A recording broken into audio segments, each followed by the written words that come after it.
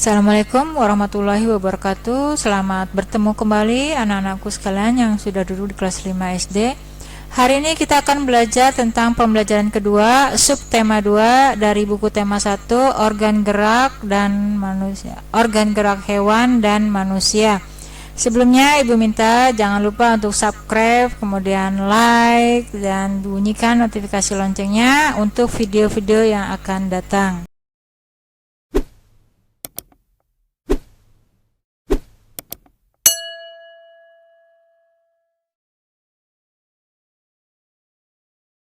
Oke, lanjut kita lihat pembelajaran kedua. Ayo mengamati. Amatilah gambar di atas, kemudian jawablah pertanyaan-pertanyaan berikut.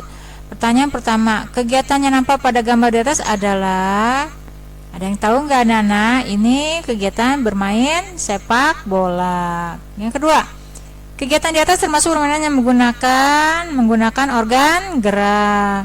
Yang ketiga, tempat yang aman untuk melakukan kegiatan tersebut adalah di mana anak-anakku? Di lapangan, ya, bukan di jalan raya, ya. Kemudian yang keempat, apa saja yang harus dilakukan sebelum melakukan kegiatan tersebut? Ada baiknya sebelum kita melakukan aktivitas bermain bola, kita harus melakukan pemanasan terlebih dahulu agar otot-otot kita tidak mengalami kram. Paham, ya? Permainan bola memerlukan banyak gerakan seperti berjalan, berlari, menendang, dan melempar.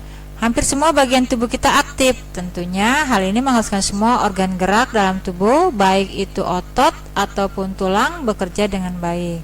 Sekarang kita mengamati bentuk rangka, ya, rangka organ gerak, ya. Kita aktivitas setiap hari maka memerlukan organ gerak. Nah, sekarang kita amati rangkanya. Yang paling atas itu adalah tengkorak, kemudian ke bawah ada rahang bawah, tepatnya di bawah pipi kamu. Kemudian turun ke bawah ada tulang selangka, jangan lupa ada tulang leher, lanjut ke tulang belikat, kemudian ke tulang dada, tulang belakang terlihat, kemudian ada tulang panggul, tulang pengumpil, tulang hasta, tulang telapak, tulang jari tangan. Lanjut ke organ gerak bawah ada tulang paha, tulang tempurung lutut, tulang kering, tulang betis, tulang pergelangan kaki. Ayo berlatih. Sekarang kita mulai pada tulang pada lengan manusia yang bagian atas, ya. Terdiri dari tulang lengan atas, tulang hasta, tulang pengumpil, tulang pergelangan tangan, dan tulang telapak tangan. Bagian bawah kita lihat bagian kaki, tulang kaki pada manusia. Terdiri dari tulang paha, tulang kering, tulang betis, tulang tempurung lutut, tulang pergelangan kaki, tulang telapak kaki, dan tulang jari kaki. Untuk menambah pemahamanmu tentang organ gerak manusia yang berupa tulang, buatlah model sederhana rangka manusia dari bahan bubur kertas. Persiapannya terdiri dari siapkan alat dan bahan, yaitu gunting, ember, kertas koran, kawat, panji, ya. Pati panji itu lem dari tepung kanji, ada cat warna dan kuas. Yang kedua, buat kerangka patung yang dari kawat. Kemudian yang ketiga, potong-potonglah kertas menjadi serpihan-serpihan. Lanjut, rendam serpihan koran ke dalam air. Setelah rendamannya lembek, angkat dan tumbuk sampai halus, campur dengan perekat atau pati kanji tadi, aduk hingga berbentuk bubur. Kemudian tempelkan bubur koran tersebut pada rangka kawat seperti pada gambar. Yang ketujuh, keringkan dengan cara diangin-anginkan, jangan dijemur langsung di bawah terik matahari agar tidak retak. Warnailah dengan menggunakan cat. Demikian cara membuat patung yang terbuat dari bubur kertas, ya.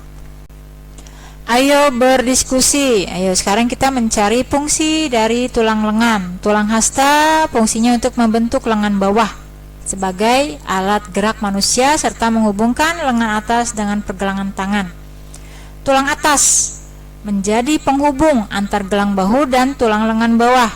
Tulang pengumpil menyambung bagian siku dengan tangan di sisi ibu jari. Tulang pergelangan tangan menghubungkan tulang jari dengan tulang telapak tangan.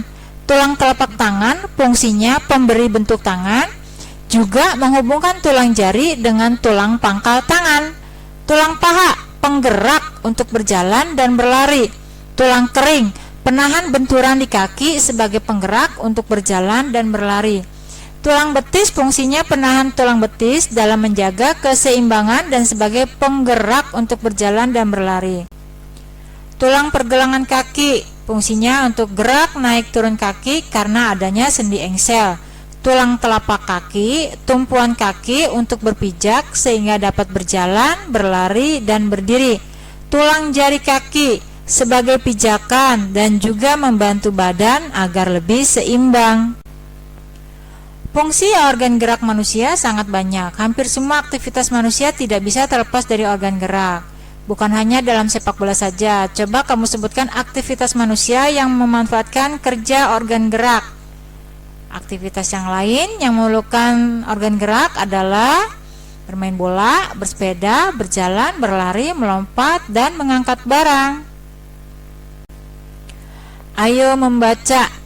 Pada wacana ini berjudul Penyandang Cacat yang Sukses. Cukup kalian baca wacananya, kalian cari ide pokoknya paragraf per paragraf. Setelah itu kita lanjut dengan ide pokok pada paragraf pertama, yaitu Sidik lahir dengan kondisi yang memprihatinkan. Ia tak memiliki kedua kaki mulai dari pangkal paha. Paragraf yang kedua, meski tubuhnya tak sempurna sejak kecil, Sidik tak mau merepotkan orang lain. Paragraf ketiga, setelah bertahun-tahun bekerja di Yayasan Swaprasidya Purna, tapi tak menghasilkan materi berarti, Sidik memilih keluar dan mencari pekerjaan lain. Yang keempat, modalnya ketika itu sumbangan dari Pemda DKI sebesar 1 juta rupiah. Paragraf kelima, ia juga sudah punya merek lengkap dengan cap di pembungkus produknya. Paragraf keenam, beruntung ada seorang pengusaha lokal yang melihat kegigihan Sidik dan akhirnya menyumbangkan sebuah sepeda motor untuk operasional usahanya. Yang ketujuh, saat ini Sidik terus mengembangkan pemasaran produknya. Yang kedelapan, kini dari hasil usahanya Sidik mengantungi keuntungan berkisar 1-2 juta rupiah per bulan. Ayo berkreasi. Asik sekali ya aktivitas membaca, apalagi jika membaca sebuah buku secara menyeluruh. Pada saat membaca buku, sebenarnya isi dari sebuah buku sudah dapat kita terka atau prediksikan sebelumnya dengan melihat sampul atau cover buku tersebut. Karena memang sampul cover buku merupakan bagian buku yang berupa gambar ilustrasi yang bisa mewakili isi buku. Cover atau sampul buku merupakan cerminan dari seluruh isi buku. Cover atau sampul merupakan bagian terluar dari buku yang terdiri atas dua sisi, yakni depan dan belakang. Kedua sisi ini saling mendukung dan melengkapi serta menguatkan isi dari buku. Cover yang baik adalah yang bisa mempengaruhi dan menarik minat orang untuk membaca isi buku secara keseluruhan. Untuk itu, maka sebuah cover harus memenuhi unsur-unsur berikut. 1. Terdapat judul dengan pemilihan jenis huruf yang menarik dan mencolok. Kedua, terdapat kalimat penjelas judul yang singkat dan mudah dipahami.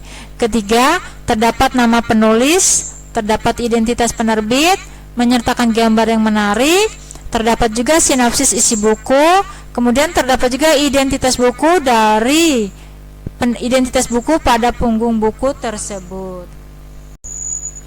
Nah, ini contoh cover buku depan dan belakang. Sekarang giliranmu untuk membuat gambar pada cover atau sampul buku.